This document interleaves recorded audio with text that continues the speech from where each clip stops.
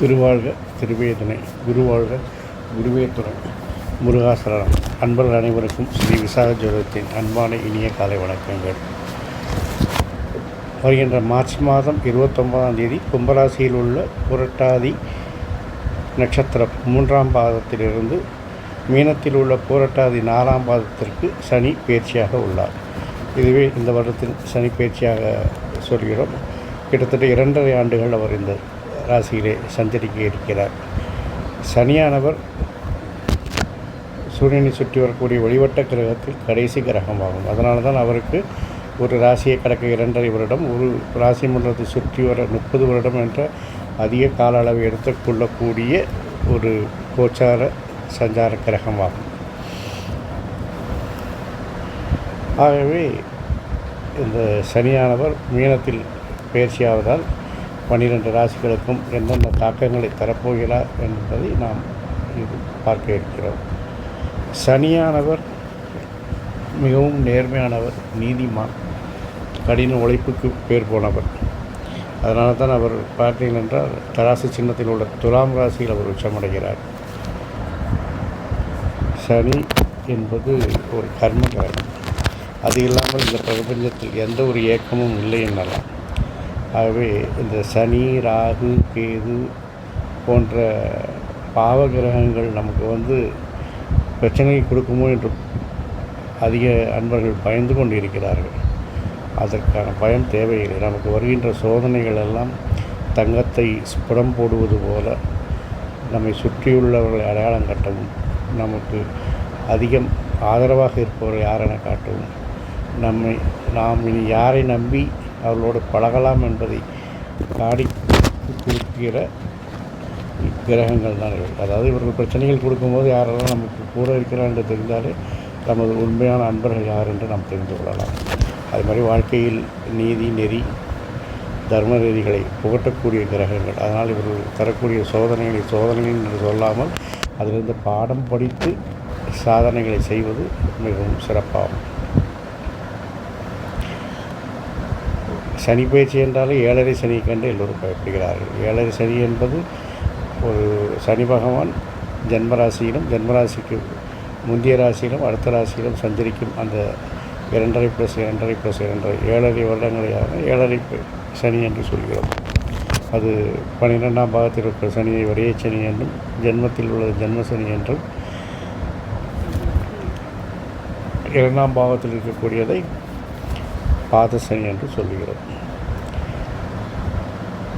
அதே போல் 4ஆம் இடத்தில் இருந்தால் அஸ்தாஷ்டம சனி, 8ஆம் இடத்தில் இருந்தால் அஷ்டம சனி, 7இல் இருந்தால் கண்டக சனி,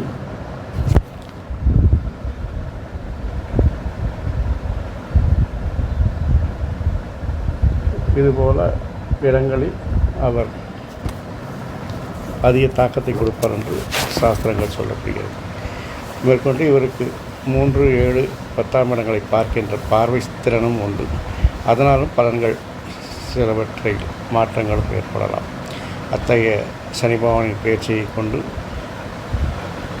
ஒவ்வொரு ராசிக்கும் அவர் என்ன தாக்கங்களை கொடுப்பார், சுப பலன்கள் என்ன, அசுப பலன்கள் என்ன, அசுப பலன்கள் என்றால் அதற்கு என்ன பரிகாரம் என்ற விஷயங்களை நாம் இனி ஒவ்வொரு ராசிக்கும் தெளிவாக பார்க்கலாம்.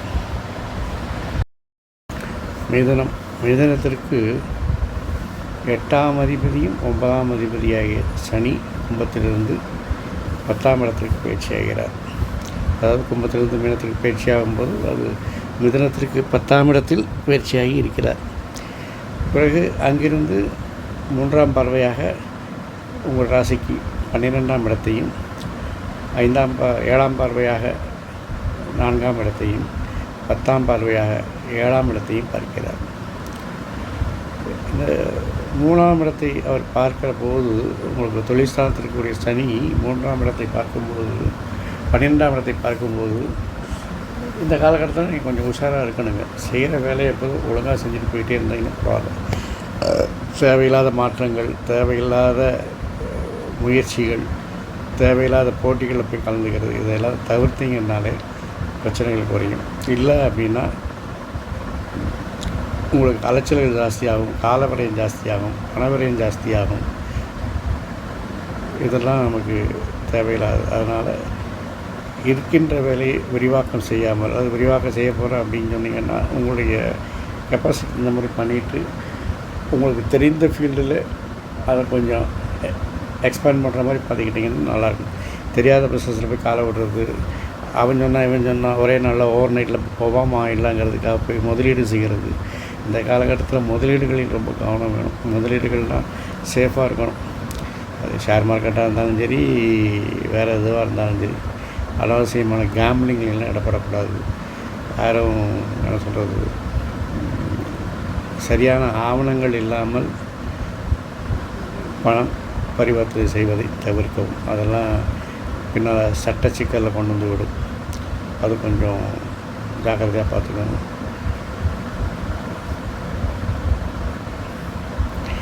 அதனால் தொழிலை பொறுத்தவரையில் தொழில் நன்றாக இருந்தாலும் இந்த மாதிரி சிக்கல்களெல்லாம் நீங்கள் கவனம் கொள்ள வேண்டும். பிறகு அவர் 7ஆம் பார்வையாக எதை பார்க்குறாரு? 4ஆம் இடத்தை பார்க்கிறார். 4ஆம் இடத்தை பார்க்கும் பொழுது தாயினுடைய ஆதரவு நன்றாக இருக்கும். தாய் வழி உறவினர்கள் நன்றாக இருப்பார்கள். ஆனால் அதே நேரத்தில் உறவினர்கள் வருகை உங்களுக்கு சில பிரச்சனைகளை தரும். முன்னாடி உறவினர்கள் உங்களுக்கு அதிக வேலைப்பளுவை கொடுப்பார். அவருடைய கமிட்மெண்ட்டெல்லாம் உங்கள் தலையில் ஏற்றி விட பார்ப்பாங்க. குடும்பத்தில் அவருடைய பொறுப்புகளை தட்டி கிடைத்து உங்கள் தலையில் கட்டிவிட வாய்ப்பு இருக்கிறது. அதனால் உறவினர்கள் எல்லோரையும் ஒரு டிஃபன் காப்பி ரேஞ்சுக்கு மேலே வச்சுக்காதீங்க. அனாவசியமாக கமிட்மெண்ட் கொடுக்காதீங்க. இல்லாட்டி அவங்க பொறுப்புகளெல்லாம் உங்கள் தலையில் கட்டிட்டு நீங்கள் வீட்டு வேலையை பார்க்குறதா, குடும்பத்தை பார்க்குறதா, கம்பெனியை பார்க்குறதா, இல்லை இவனுக்கு கொடுக்குற எக்ஸ்ட்ரா பாடனை சுமக்கிறதாங்கிற பிரச்சனைகள் இருக்குது. அதே நேரத்தில் தாயினுடைய ஆரோக்கியத்தில் கொஞ்சம் கவனம் தேவை. உறவினர்கள் யாருக்காவது கர்மங்கள் நடக்கிறதுக்கான வாய்ப்புகள் இருக்கிறது. வயதாக இருந்தாலோ ஓய்வாக இருந்தாலோ இந்த காலகட்டத்தில் கர்மம் செய்வதற்கான வாய்ப்புகள் இருக்கிறது. இந்த பக்கம் வந்தீங்கன்னா வியாபாரம் வணிகம் சிறப்பாக இருக்குதுங்க. கூட்டு வியாபாரங்கள்லாம் அதிக லாபத்தை தரும். நண்பர்கள் உதவிகரமாக இருப்பாங்க. அதே நேரத்தில் ஒப்பந்தங்கள்லாம் புதிய ஒப்பந்தங்கள் கிடைக்கும். ஒப்பந்தங்கள்னால லாபங்கள் உண்டாகும். அதனால் அதிக பொருள் வரவும் உங்களுடைய செல்வாக்கெல்லாம் கூடுங்க. உறவினர்கள் மத்தியில் தொழில் செய்கிற இடங்களில் உங்கள் மதிப்பு செல்வாக்கெல்லாம் கூடும். இருந்தாலும் வாழ்க்கை துணையோட ஆரோக்கியத்துலேயும் கொஞ்சம் கவனம் செலுத்தணும். இந்த காலகட்டத்தில் வாழ்க்கை துணைக்கு அசுகங்கள் வரலாம். அது நீங்கள் தொழில் நனைஞ்சிட்டு அதை அலட்சியமாக விட்டுட்டீங்க அப்படின்னா ரொம்ப கஷ்டம். அவங்களாம் போனால் போக மாட்டாங்க. நீங்கள் கூட்டிகிட்டு போனால் தான் போவாங்க. மருத்துவத்துக்கெல்லாம் யாராவது ஒரு ஆள் ஊக்குவிக்கிற மாதிரி இருக்கும். அதனால் நீங்கள் தான் கூட்டிகிட்டு போய் எல்லாம் பார்க்கணும். இல்லை அப்படின்னா திரும்பி பார்க்கும்போது வாழ்க்கை துணை உங்கள் பக்கத்தில் இருக்க மாட்டாங்க. அதனால் அந்த விஷயத்தில் வாழ்க்கை துணை விஷயத்தில் கொஞ்சம் கவனங்கள் தேவை. உறவினர்களோட அளவுகளோடு பழகிக்கோங்க. ஃபினான்ஷியல் கமிட்மெண்ட் எதுவும் கொடுக்காதீங்க. ஜாமீன் கையெழுத்து போடுறது வைக்கிறது, இல்லாட்டி விட்னஸாக போடுறது வைக்கிறது எதுவுமே வேண்டாம். அதிலெல்லாம் கொஞ்சம் ஜாக்கிரதையாக இருந்துக்கோங்க. டாக்குமெண்ட்ஸ், பணப்பழக்க வழக்கங்கள் இதிலெல்லாம் ரொம்ப சர்வ ஜாக்கிரதையாக இருக்கணும். ஏன்னா இதிலெல்லாம் ஏமாறக்கூடிய காலகட்டங்கள் இருக்கும். சரிங்க. 10ஆம் இடத்துல இருக்கிற சனி என்ன செய்ய போகிறார் அப்படின்னு பார்த்தீங்கன்னா, 8ஆம் அதிபதியும் 9ஆம் அதிபதியாகி சனி 10ஆம் இடத்துல போய் இருக்கிறார். தொழிலில் உங்களுக்கு நீங்கள் எதிர்பாராத மறைமுக எதிர்ப்புகள், விமர்சனங்கள், வீண் பழிகள்லாம் உண்டாகும். செய்த காரியங்களெல்லாம் தடைகள் உண்டாகும். செய்கிற வேலையை திருப்பி செய்கிற மாதிரி இருக்கும். என்னடா இப்படி தான் இருக்கே அப்படிங்கும்போது பார்த்தீங்கன்னா, இல்லாத ஊருக்கு இழுப்பு சக்கரை மாதிரி உங்களை விட்டு ஆள் கிடையாதுன்னு சொல்லி திருப்பி உங்களுக்கு நல்ல லோடு ஏற்றுவானுங்க. அது செஞ்சுட்டே இதையும் சேர்த்து செய் அப்படின்னு சொல்லிட்டு உங்களுக்கு லோடு அதிகமாக வந்துக்கிட்டே இருக்கும். தேவையற்ற பொறுப்புகள்லாம் உங்களுக்கு தலையில் வரும். ஏற்கனவே இருக்கிறது இறக்கி வைக்க நேரம் இல்லை, இதில் எக்ஸ்ட்ரா வர கொடுக்குறேன், அதெல்லாம் நீ தாங்குவப்பா. வடிவில் சொல்லல, எவ்வளோ அடித்தாலும் தாங்குவான்ப்பா அப்படின்னு. அதுமாரி எவ்வளோ ஒர்க்கோடு கொடுத்தாலும் நீ செய்வேன்னு சொல்லிட்டு உங்கள் தலைமையில் ஏற்றிக்கிட்டே இருப்பான். அதனால் தொழிலில் கொஞ்சம் ஒர்க்லோடெலாம் ஜாஸ்தியாகும். எதிர்ப்புகள், பிரச்சனைகளை சமாளிக்க வேண்டியிருக்கும். அதாவது நித்திய ஆயுசு பூர்ண கண்டம் மாதிரி இது நிரந்தர வேலை பூரண போராட்டம். ஒரு வேலையெல்லாம் நிரந்தரமாக தான் இருக்கும். வேலையில் ஒன்றும் பிரச்சனை இருக்காது. ஆனால் அதே நேரத்தில் டெய்லி போராட்டங்கள் இருந்து கொண்டே தான் இருக்கும். அது ஒன்றும் செய்ய முடியாது. ஆனால் அதே நேரத்தில் தொழிலில் உங்களுக்கு கொஞ்சம் கஷ்டப்பட்டு வேலை பார்த்தாலும் அதுக்குடைய அங்கீகாரம், மரியாதை புகழெலாம் கிடைக்கும், பாராட்டுகள்லாம் கிடைக்கும். விமர்சனங்கள் ஒரு பக்கம் இருந்தாலும் பாராட்டுகள் இருக்கும். நல்லவங்களும் இருப்பாங்க இல்லையா, உங்களுடைய செயல்பாடுகளை பாராட்டி உங்களுடைய மகிழ்ச்சி கடைகள் ஆற்றுவார்கள். உங்களுக்கு இருக்கிற பிரச்சனைகள்லாம் அந்த பாராட்டு புகழ் மாத்திரம்தான் உங்களுக்கு ஒரு ஆறுதல் ஆயின்மெண்ட் மாதிரி. அதனால் அதை வச்சு பார்த்துக்கோங்க. சரி, இந்த சுபபலன்கள் அசுபலன்கள்லாம் எப்படிங்க இருக்கும் அப்படின்னு கேட்டிங்கன்னா, பயப்படாதீங்க. உங்களுக்கு சனியோட தசாபுத்தி அந்தரங்கள் நடந்தால் மாத்திரம் இது எல்லாம் 100% சரியாக இருக்கும். அல்லாத பட்சத்தில் இது ஒரு 20% தான் இருக்கும்.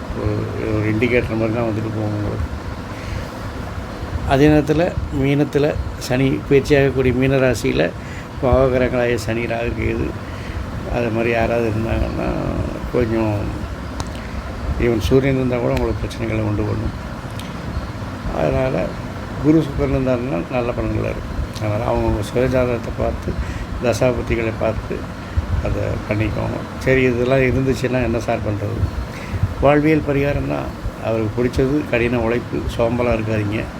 ஐயா நான் ரிட்டையர் ஆகிட்டேன், வீட்டில் இருக்கேன்றது எக்ஸசைஸ் பண்ணுங்கள், வாக்கிங் போங்க, உடம்பு டைனமிக்காக வச்சுக்கோங்க. அதெல்லாம் சுறுசுறுப்புலாம் போய் சம்மட்டி எடுத்து அடிக்கிறதுன்னு இல்லை.